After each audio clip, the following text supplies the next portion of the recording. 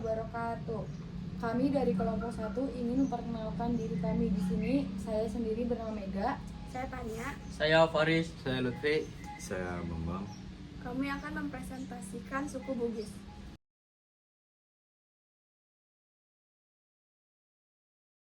Bahasa Bugis adalah salah satu bahasa dari rumpunan bahasa Austronesia yang digunakan oleh suku Bugis.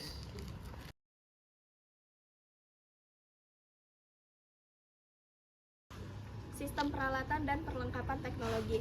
Teknologi yang digunakan suku Bugis salah satunya adalah perahu pinisi yang digunakan oleh pelaut Bugis sejak ratusan tahun lalu.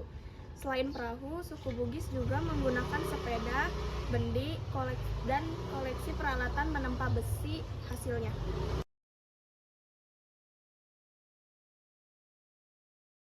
Sistem mata pencaharian. Karena masyarakat Bugis terbesar di dataran rendah yang subur dan pesisir, maka kebanyakan hidup sebagai petani, nelayan, dan pedagang.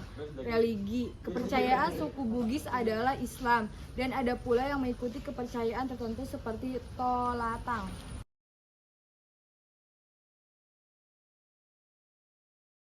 Sistem kemasyarakatan. Sistem kemasyarakatan Bugis terbagi menjadi atas 3 tingkatan, yaitu yang pertama, Karaeng, menempati kasta tertinggi. Mereka adalah kerabat raja yang menguasai ekonomi dan pemerintahan.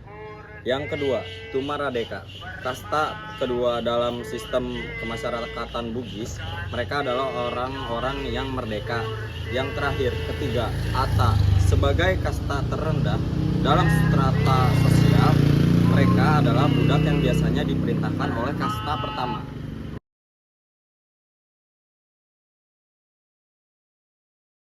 Sistem pengetahuan. Suku Bugis memiliki pengetahuan yang cukup tinggi yang didapatkan melalui pendidikan.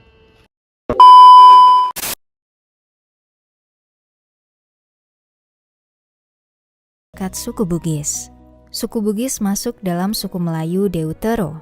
Kata Bugis sendiri berasal dari kata Tougi.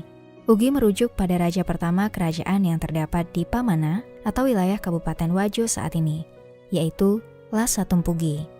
Suku ini tinggal di daerah Sulawesi Selatan, yang umumnya berupa tanah subur dan berada di daerah pesisir pantai. Maka tak heran jika sebagian dari mereka bekerja sebagai petani dan nelayan. Leluhur mereka adalah pelaut yang ulung dan terkenal pula sebagai perompak. Mereka memiliki sifat yang tegas, keras, dan tak takut mati. Sehingga pada zaman dahulu, orang-orang Bugis terkenal pula sebagai tentara bayaran. Namun kini mereka lebih banyak yang menjadi pedagang. Meskipun memiliki watak keras, suku Bugis memiliki solidaritas yang tinggi. Ini tak lepas dari filosofi hidup mereka. Siri Napace, menjaga kehormatan. Siri berarti malu. Malu berbuat tak pantas, malu jika berbuat buruk.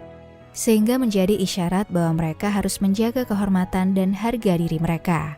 Sedangkan pace berarti rasa kemanusiaan, rela berkorban dan pantang mundur. Rasa sedih dan empati saat sesamanya, baik itu keluarga atau sahabat ditimpa kemalangan. Rasa ini menimbulkan dorongan solidaritas yang tinggi untuk saling membantu.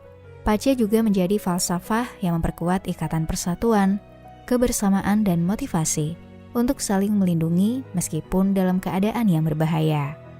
Bagi mereka, orang Bugis yang tak menjunjung falsafah Siri Napace tak lebih baik dari binatang. Punna taenamo sirikku, mana kupano bokangki, taenamo nalanta-lantang. Ketika tak ada lagi sirikku, maka sekalipun kutikamkan kerisku pada Tuan, tidaklah menjadi dalam lagi. Petua ini berarti saat seseorang sudah tidak memiliki perasaan malu, maka orang tersebut sudah tidak mempunyai kehormatan dan kekuatan lagi di hadapan orang lain. Harga diri, harga mati. Harga diri adalah hal yang sangat penting, terlebih bagi suku Bugis. Mereka menjaganya bukan hanya dengan menjaga kehormatan, namun juga reso atau kerja keras. Reso pa temangingi, nama lomo naletei pamase dewatai.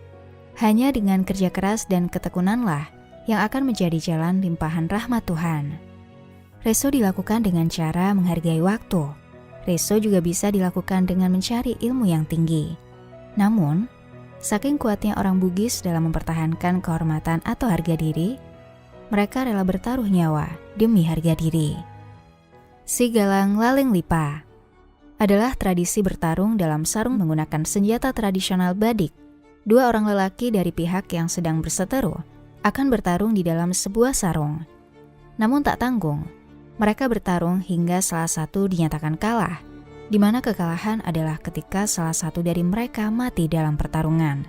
Sang pemenang yang berhasil adalah pihak yang akan dinyatakan benar, sementara pihak yang kalah atau mati akan dianggap sebagai pihak yang salah. Pihak yang kalah tidak berhak mengajukan keberatan, dan pihak yang menang tak akan bisa dikenakan sanksi. Si Galang Laleng Lipa tak dilakukan secara sembarangan. Pertarungan ini hanya akan dilangsungkan untuk permasalahan menyangkut harga diri dan kehormatan, serta menjadi pilihan terakhir ketika perselisihan terjadi berkepanjangan tanpa penyelesaian. Sekian presentasi dari kelompok kami, kurang lebihnya mohon maaf. Wabillahi taufiq wal hidayah. Wassalamualaikum warahmatullahi wabarakatuh.